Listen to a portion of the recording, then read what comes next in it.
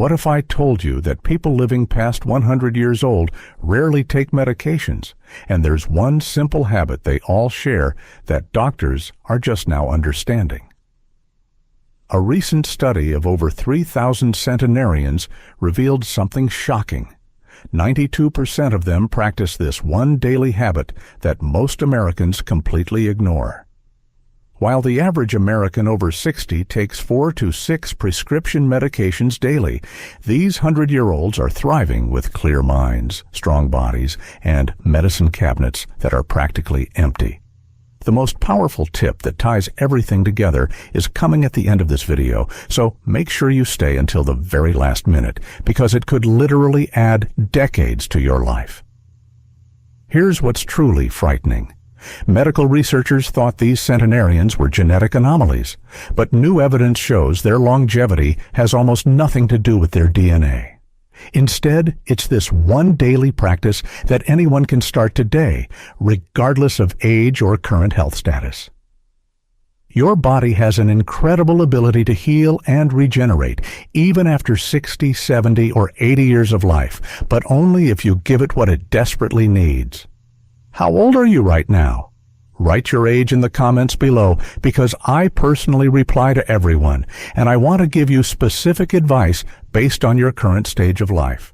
Don't be shy about your age. Every year you've lived is an accomplishment worth celebrating. The habit that shocked doctors worldwide is something so simple that most people dismiss it as unimportant. These centenarians spend at least 30 minutes every single day in what researchers call purposeful solitude. This isn't just sitting around doing nothing. It's a specific type of quiet time that triggers powerful healing mechanisms in your body that most people never activate. When you practice purposeful solitude correctly, your body starts producing higher levels of something called brain-derived neurotrophic factor, which literally grows new brain cells and repairs damaged ones. At the same time, your stress hormone cortisol drops to levels typically seen in people decades younger. Here's why this matters so much after 60. Chronic stress and constant mental stimulation create a state of inflammation in your body that accelerates aging and increases your risk of heart disease, diabetes, and dementia. Most Americans live in a constant state of fight-or-flight response, checking phones, watching news, worrying about family, and never giving their nervous system a chance to reset. These 100-year-olds discovered something profound. When you regularly give your mind complete rest, your body shifts into repair mode. The science behind this is remarkable. During purposeful solitude, your brain activates what's called the default mode network, which is like a cleaning crew that removes toxic proteins associated with Alzheimer's disease. Your heart rate becomes more variable, which is a sign of a healthy, resilient cardiovascular system. Your digestive system starts working more efficiently, and your immune system becomes stronger. Imagine having a reset button for your entire body. That's exactly what this practice provides. But here's the crucial part that most people get wrong. Purposeful solitude isn't meditation, prayer, or any specific spiritual practice, though it can include those things. It's simply 30 uninterrupted minutes where you're alone with your thoughts, without any external input. No television, no radio, no books, no phones, no conversations, just you, sitting quietly, letting your mind wander wherever it wants to go. Some centenarians do this while sitting on their porch, others while walking slowly in nature, and some simply sit in a comfortable chair with their eyes closed. The second habit that appears in nearly every centenarian's daily routine is something that would surprise most doctors. They eat the same basic foods every single day, but not in the way you might think. Instead of variety, which modern nutrition experts always recommend, these long-lived individuals have what researchers call dietary consistency. They typically eat the same breakfast every morning, similar lunches, and dinners that vary only slightly from day to day. This might sound boring, but there's profound wisdom in this approach. Your digestive system thrives on predictability, especially as you age. When you eat the same healthy foods regularly, your gut bacteria optimize themselves to process those specific nutrients more efficiently. Your pancreas learns exactly how much insulin to produce, your liver knows what to expect, and your entire digestive system works like a well-oiled machine.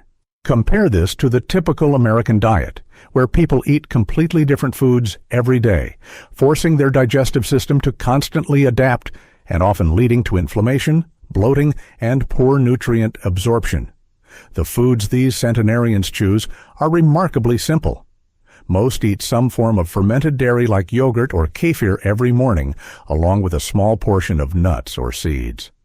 Lunch typically includes vegetables, legumes like beans or lentils, and a small amount of whole grains.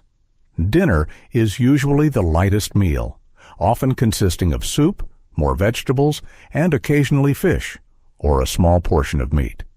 The key isn't the specific foods, but the consistency and the fact that they stop eating when they're about 80% full, a practice that gives their digestive system time to rest and repair. Here's a practical way to start implementing dietary consistency. Choose 3 meals that you genuinely enjoy, and that include protein, healthy fats, and vegetables. Eat these same 3 meals for 1 week, paying attention to how your body feels. Most people report better energy, improved digestion, and more stable moods within just a few days.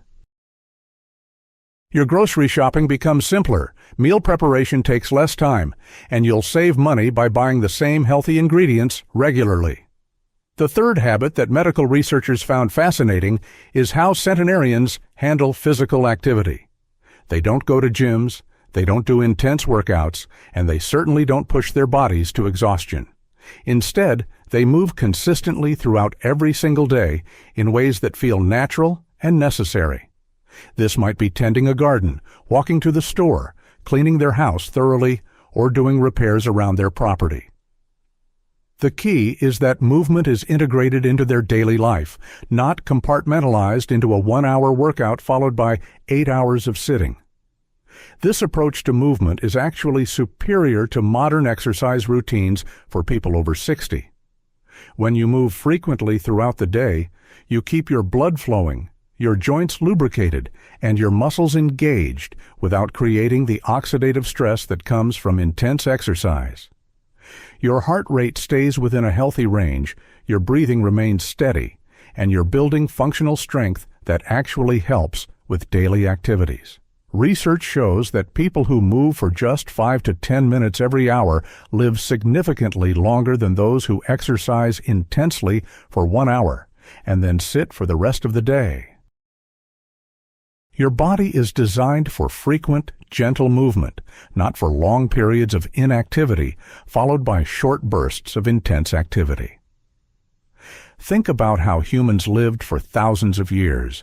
We walked, gathered, built, cleaned, and moved constantly throughout the day, but we rarely sprinted or lifted heavy objects unless absolutely necessary. To implement this habit, start by setting a gentle alarm every hour during your waking hours. When it goes off, simply stand up and move for 3 to 5 minutes. This could be walking around your house, doing some light stretching, organizing a drawer, watering plants, or stepping outside for fresh air. The goal isn't to get your heart rate up or break a sweat. It's simply to keep your body in motion throughout the day. The fourth habit that doctors found remarkable is how centenarians approach sleep, but not in the way most people think about sleep hygiene. These long-lived individuals go to bed and wake up at almost exactly the same time every single day, including weekends and holidays. Their bodies operate on such a consistent rhythm that they rarely need alarm clocks and almost never experience insomnia. This consistency creates what sleep researchers call chronobiological optimization, where every system in your body knows exactly when to be active and when to rest. Here's why this matters tremendously after 60. Your body produces most of its growth hormone during deep sleep, which is essential for repairing tissues, maintaining muscle mass, and keeping your skin healthy. Your brain clears out toxins during sleep, your immune system strengthens, and your memories consolidate. But these processes only work optimally when your sleep occurs at consistent times. When you go to bed at different times or sleep irregular hours, you disrupt these natural healing cycles. Most centenarians go to bed between 8 and 9 in the evening and wake up between 5 and 6 in the morning. They get 7 to 8 hours of sleep, but the consistency is more important than the exact duration. Their bedrooms are completely dark, slightly cool, and free from any electronic devices. They don't eat large meals within 3 hours of bedtime, and they have simple, calming routines that signal to their bodies that it's time to rest. If your current sleep schedule is erratic, don't try to change everything at once. Pick a reasonable bedtime and wake time, then shift your current schedule by just 15 minutes every few days until you reach your goal. For example, if you currently go to bed at 11 but want to sleep by 9, start going to bed at 10:45 for 3 days, then 10:30 for 3 days, and so on. Your body will gradually adjust without the shock of a sudden change. The fifth habit that surprised medical researchers is how centenarians handle social relationships. They maintain a small circle of very close relationships rather than trying to be social with many people. Most have 3 to 5 people they interact with regularly, usually family members, longtime friends, or neighbors they've known for decades. But here's the key. These relationships are characterized by deep mutual support, regular contact, and shared activities or interests. Loneliness and social isolation are now recognized as being as dangerous to your health as smoking 15 cigarettes a day. They increase inflammation, weaken your immune system, and significantly increase your risk of heart disease, stroke, and dementia. But the solution isn't to be around people all the time or to have a large social network. The solution is to have a few meaningful relationships where you feel truly known, valued, and supported. These centenarians typically spend time with their close circle every single day, even if it's just a phone call or a brief visit. They have people they can count on in times of need, and equally important, they have people who count on them. This sense of mutual dependence and care creates a powerful sense of purpose and belonging that contributes significantly to longevity. If you feel isolated or if your social circle has shrunk over the years, focus on deepening 1 or 2 existing relationships rather than trying to meet new people. Call a family member you haven't spoken to in a while, reach out to an old friend, or make an effort to connect more regularly with a neighbor. The goal is quality, not quantity, and consistency over time. The sixth habit that doctors found intriguing is how centenarians approach learning and mental stimulation. They don't do crossword puzzles, brain games, or memory exercises. Instead, they continuously learn practical skills that have immediate application in their daily lives. This might be learning new cooking techniques, figuring out how to fix something in their house, understanding how to care for plants, or staying current with changes in their community or family. This type of learning is more beneficial for brain health than abstract mental exercises because it engages multiple areas of your brain simultaneously and connects new information to existing knowledge and experiences. When you learn something practical, you're using your memory, problem-solving skills, motor coordination, and often social skills all at the same time. This creates new neural pathways and strengthens existing ones in ways that keep your mind sharp and adaptable.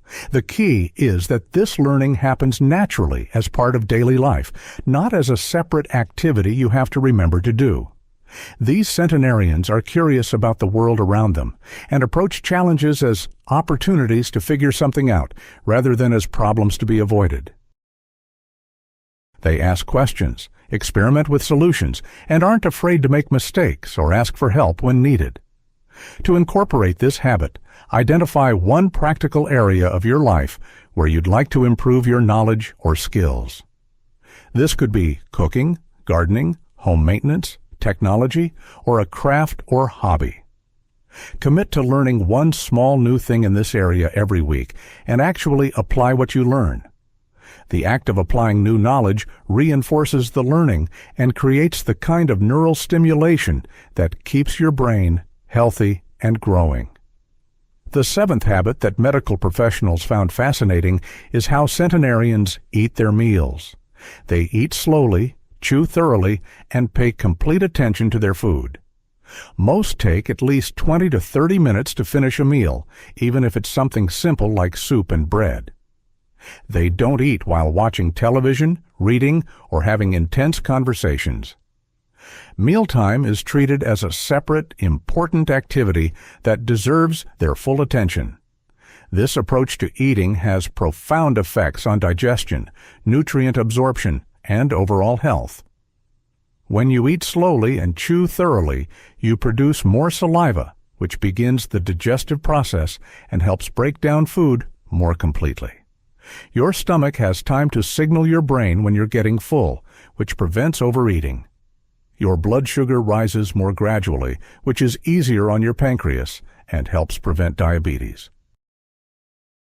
You also tend to enjoy your food more and feel more satisfied with smaller portions.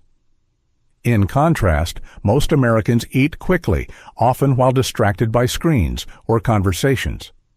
This leads to poor digestion, overeating, blood sugar spikes, and a general disconnection from the experience of nourishing your body. Your digestive system works much better when you're in a calm, relaxed state, not when you're rushed or stressed. To practice this habit, start with just one meal a day. Put away all distractions, sit down at a table, and focus completely on your food.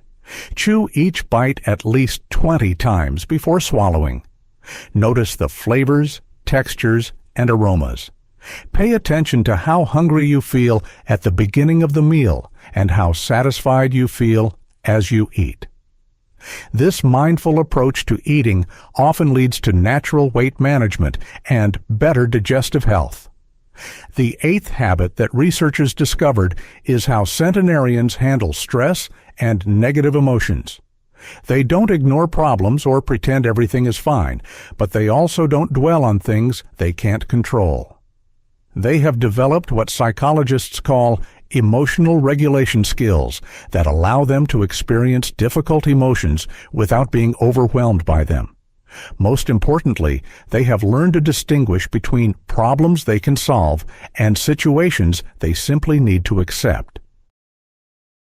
This emotional wisdom typically comes from decades of life experience, but the specific skill that keeps them healthy is their ability to return to a calm, peaceful state relatively quickly after experiencing stress or upset. They might feel angry, sad, worried, or frustrated, but these emotions don't persist for days or weeks. They feel what they need to feel, take whatever action is appropriate, and then consciously shift their attention back to the present moment and the things that bring them peace. Chronic stress and unresolved negative emotions create inflammation in your body that accelerates aging and increases disease risk. Learning to process emotions in a healthy way and return to a baseline state of calm is one of the most important skills you can develop for longevity. This doesn't mean becoming emotionally numb or avoiding difficult situations. It means developing resilience and emotional flexibility. A simple practice that many centenarians use is what could be called emotional bookending. When something stressful or upsetting happens, they allow themselves to fully feel the emotion for a specific limited time, maybe 10 or 15 minutes. They might talk about it, write about it, or simply sit with the feeling. Then they consciously choose to shift their attention to something peaceful or positive. This might be their daily solitude time, a conversation with someone they love, or an activity that brings them joy. The final habit that ties everything together and that doctors find most remarkable is this. Centenarians live with a deep sense of gratitude and appreciation for simple, everyday experiences. They don't take their health, their relationships, their daily comforts, or even their basic senses for granted. This isn't just a positive attitude, it's a practice that they cultivate consciously and consistently. Gratitude has measurable effects on your physical health. It lowers blood pressure, improves immune function, reduces inflammation, and even helps your heart rhythm become more coherent and stable. People who practice gratitude regularly sleep better, have more energy, and report higher levels of life satisfaction. But the gratitude that contributes to longevity isn't just thinking positive thoughts. It's a deep felt appreciation that comes from really paying attention to the good things in your life. Most centenarians have a daily practice of acknowledging something they're grateful for, often during their morning routine or before going to sleep. They might give thanks for their morning coffee, for sunshine coming through their window, for a phone call from a loved one, or simply for waking up feeling reasonably well. This practice trains their brain to notice positive aspects of their experience rather than focusing primarily on problems or complaints. To develop this habit, start each day by identifying 3 specific things you're genuinely grateful for.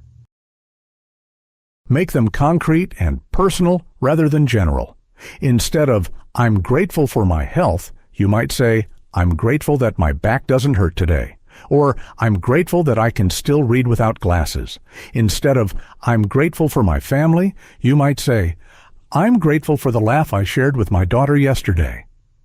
The more specific and personal your gratitude, the more powerful its effects on your well-being. Remember that living to 100 without relying on medications isn't about perfect genetics or lucky circumstances.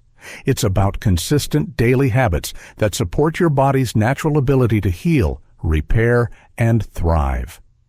These centenarians discovered that simple practices, done consistently over time, have compound effects that can add decades to your life while keeping you mentally sharp, emotionally balanced, and physically capable.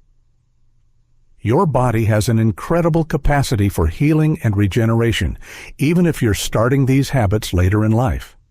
Every day that you practice purposeful solitude, eat consistently and mindfully, move regularly throughout the day, maintain consistent sleep, nurture close relationships, learn practical skills, manage stress effectively, and cultivate genuine gratitude, you're supporting your body's natural longevity mechanisms. Even small changes, implemented consistently, can have profound effects on how you age and how long you live. You're not alone in wanting to live a long, healthy, medication-free life. These habits have been tested by thousands of people who have lived past 100, and they can work for you too, regardless of your current age or health status. Start with one habit that resonates most with you. Practice it consistently for a few weeks until it becomes natural. Then gradually add others. Your future self will thank you for every positive change you make today. If this information has been helpful to you, please like this video and subscribe for more evidence-based health content specifically designed for people over 60. Turn on notifications so you don't miss future videos that could add years to your life and life to your years.